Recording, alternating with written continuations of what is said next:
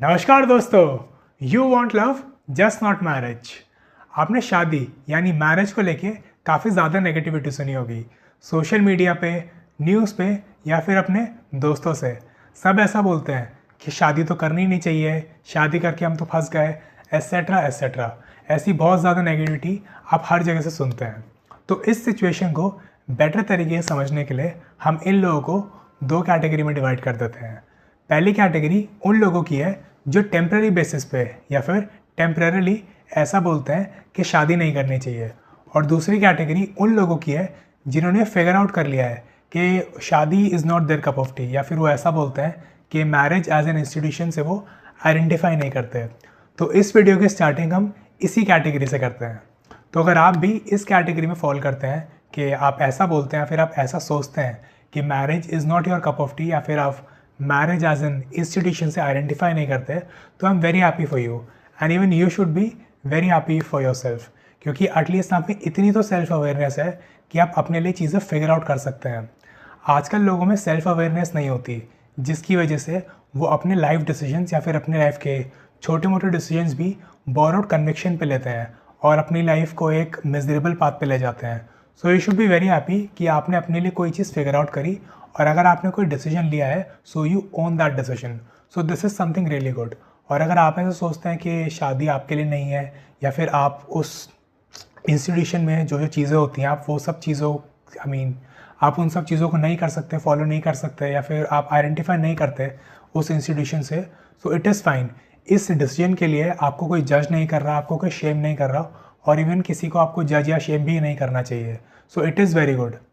क्योंकि अगर आप भी किसी के बोरोड कन्विक्शन पे, या फिर अगर आप भी पीयर प्रेशर में, हो सकता है आपके पेरेंट्स के कहने पे, अपने दोस्तों के कहने पे, या फिर सिंपली ऐसा देखते हैं आप कि सब दोस्तों की शादी हो रही है, या फिर आपके आसपास जितने भी लोग हैं सब लोग शादी कर रहे हैं, तो उनकी देखा देखी में या फिर पीयर प्रेशर में आके आप भी अगर किसी को एक कमिटमेंट दे दे, या फिर एक फॉल्स कमिटमेंट दे दे, या फिर ऐसा सोच ले कि शादी कर लेते हैं, और कभी ना कभी जब आपके पार्टनर को पता लगती हैं सब चीज़ें कि आप उस इंस्टीट्यूशन से आइडेंटिफाई नहीं करते,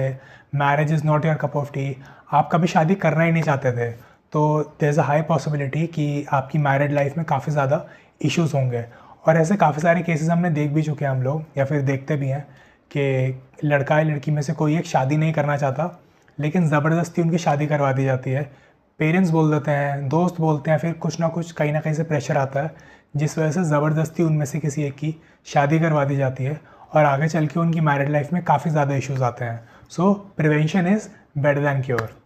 अब आते हैं अपनी दूसरी कैटेगरी पे, जहाँ पे लोग ऐसा बोलते हैं या फिर टेम्परेरली ऐसा बोलते हैं कि शादी नहीं करनी चाहिए, फिर शादी करके हम तो फंस गए। तो इन लोगों में एक पैटर्न देखा जाता है कि जो लोग ऐसा बोलते हैं कि टेम्प्रेरी बेसिस पे कि शादी नहीं करनी चाहिए, इनका एक कॉमन पैटर्न होता है कि इनका रिसेंटली सेपरेशन हुआ होता है, या फिर इनका पहले कोई ख़राब एक्सपीरियंस होता है, फिर कोई पुराना या फिर ख़राब इंसिडेंट हुआ होता है इनके पास में, जिसकी वजह से ये एक नॉर्मल ह्यूमन टेंडेंसी है। जैसे कि अगर आप किसी के साथ या फिर किसी भी काम में आप हैवीली इन्वेस्टेड होते हैं, और आप जैसे रिजल्ट्स चाहते हैं, लेकिन किसी भी रीज़न की वजह से या फिर अनफॉर्चुनेटली आपको वो एक्सपेक्टेड रिजल्ट नहीं मिलता, जैसा आप चाहते हैं आपको वो रिजल्ट नहीं मिलता, तो एक नॉर्मल ह्यूमन टेंडेंसी होती है, सब लोग ऐसा बोल देते हैं यार मुझे तो एक करना ही नहीं, भाड़ में जाए। तो इन लोगों के साथ भी सेम चीज़ है कि ये लोग किसी के साथ बहुत ज़्यादा इन्वेस्टेड होते हैं, किसी में बहुत ज़्यादा हैवीली इन्वेस्टेड होते हैं, इमोशनली इन्वेस्टेड होते हैं, लेकिन जैसे ये चीज़ें चाहते हैं, जैसा ये रिज़ल्ट चाहते हैं, जो कि हो सकता है शादी या फिर लॉन्ग टर्म रिलेशनशिप, कुछ भी हो सकता है, तो जैसा ने इन्हें इनका वाला रिज़ल्ट नहीं मिलता, जिसकी वजह से ये लोग भी ऐसा बोलना शुरू कर देते हैं कि शादी नहीं करनी चाहिए, शादी बेकार होती है। लेकिन जैसे ही इन्हें थोड़े टाइम बाद कोई अच्छा मिल जाता है या फिर कोई अच्छी मिल जाती है, तो उनका पॉइंट ऑफ व्यू बहुत जल्दी चेंज भी हो जाता है। तब दोबारा शादी के जो इंस्टीट्यूशन है उसमें बिलीव करना शुरू कर देते हैं। ये लोग ऐसा बोलते हैं कि शादी करना अच्छा चीज़ है, तो काफ़ी ज़्यादा वेरिएबल पॉइंट ऑफ व्यू होता है इनका।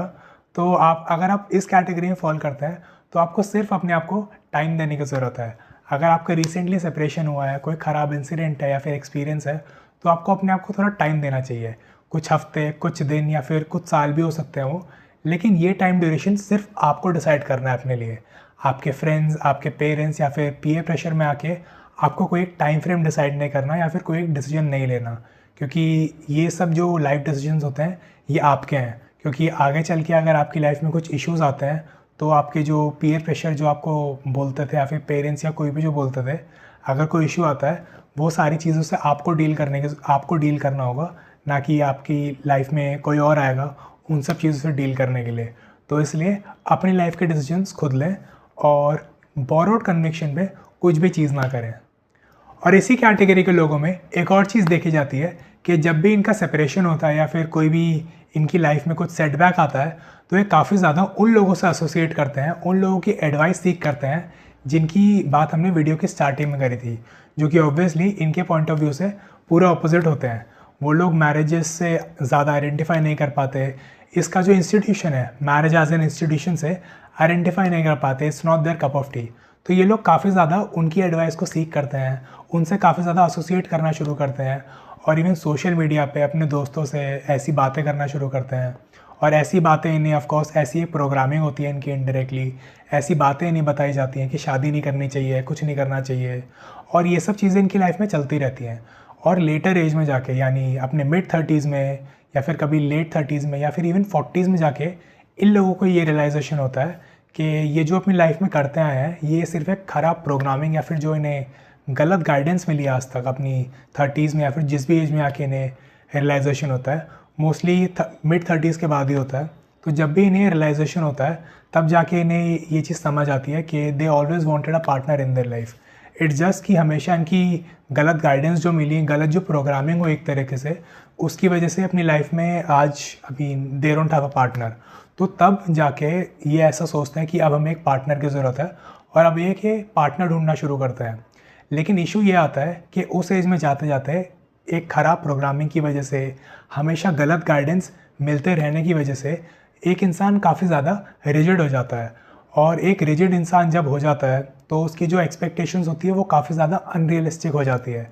लड़का होता है तो वो ऐसा सोचता है कि लड़की बहुत ज़्यादा सुंदर हो, वो ऐसी हो वैसी हो, और एक काफ़ी अनरियलिस्टिक एक्सपेक्टेशंस होती है उस लड़के की एक लड़की के लिए। और लड़कियां जो होती है उनकी भी काफ़ी अनरियलिस्टिक एक्सपेक्टेशंस होती है। वो कहती है कि लड़का इतना कमाए, हमारे लिए ये करे वो करे, और काफ़ी अनरियलिस्टिक चीज़ें ये दोनों जेंडर्स एक दूसरे के लिए सोचते हैं। और फिर एक ये गलत स्कोप से या फिर एक अनरियलिस्टिक स्कोप से अपने लिए पार्टनर ढूंढना शुरू करते हैं। और ऑब्वियसली ऐसी अनरियलिस्टिक चीज़ें इस दुनिया में एग्जिस्ट नहीं करती, या फिर इन रियलिटी ये सब चीज़ें एग्जिस्ट नहीं करती। तो फिर जब इन्हें कोई ऐसा पार्टनर नहीं मिलता, जो कि ऑब्वियसली एग्जिस्ट नहीं कर सकता क्योंकि नो वन इज़ परफेक्ट, हर जगह या फिर कई तो हर किसी को एडजस्ट करना पड़ता है। एंड मैरिज इटसेल्फ इज़ थोड़ा बहुत आपको एडजस्ट करना ही पड़ता है। और इनफैक्ट हर रिलेशनशिप में आप देखते हैं तो थोड़ा बहुत एडजस्टमेंट, थोड़ा बहुत कॉम्प्रोमाइज़ हर किसी को ही करना पड़ता है और करना भी चाहिए। तो ये इतने ज़्यादा रिजिड हो जाते हैं कि ये कॉम्प्रोमाइज़ नहीं करना चाहते, इनके स्टैंडर्ड्स जो होते हैं वो बहुत ज़्यादा अनरियलिस्टिक होते हैं।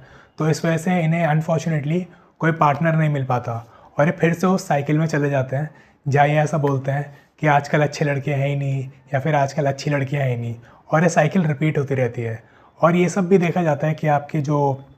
इन्वायरमेंट होता है, स्पेशली जो आपके दोस्त होते हैं, आपकी फैमिली में भी कभी कभी होता है, या फिर आपके जो इंसिडेंट्स होते हैं, अगर आप उनसे सीखें ना, या फिर अपनी उस साइकिल में, उस विशियस साइकिल में फंसे रहें हमेशा, उस गलत प्रोग्रामिंग में, उस गलत गाइडेंस में, तो ये सब चीज़ों से काफ़ी ज़्यादा लोगों को सफ़र करना पड़ता है। और अगर आप भी ऐसी किसी सिचुएशन में हैं जहाँ आपको ऐसा लगता है कि आप किसी गलत गाइडेंस दी जा रही है आपको, या फिर आप सिंपली ये जो अभी तक मैंने बताया, आप इन सब चीज़ों से आइडेंटिफाई कर पा रहे हैं, आपको ऐसा लग रहा है कि आप भी ऐसी किसी सिचुएशन में हैं, या फिर आगे चल के आप ऐसी किसी विशियस साइकिल में फंस सकते हैं, या फिर ऑलरेडी ऐसी किसी विशियस साइकिल में हैं और थोड़ी क्लैरिटी चाहते हैं, एक पर्सनलाइज गाइडेंस चाहते हैं, तो आप मुझे व्हाट्सएप पर रीच आउट कर सकते हैं। आपको मुझे RE व्हाट्सएप करना होगा and I be more than happy to help you. Number आपको डिस्क्रिप्शन में मिल जाएगा।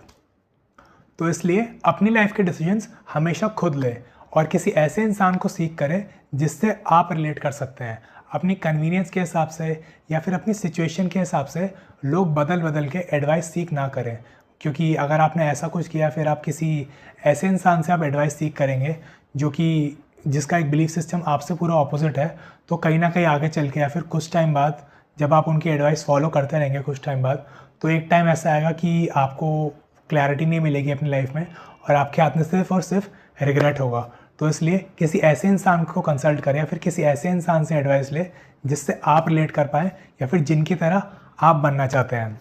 इस वीडियो को शेयर करें अपने दोस्तों के साथ जिन्हें इस एडवाइस की ज़रूरत है, और इस चैनल को सब्सक्राइब करें because I release a new video every Monday and Thursday and you won't want to miss them. Thank you and I'll see you in my next one.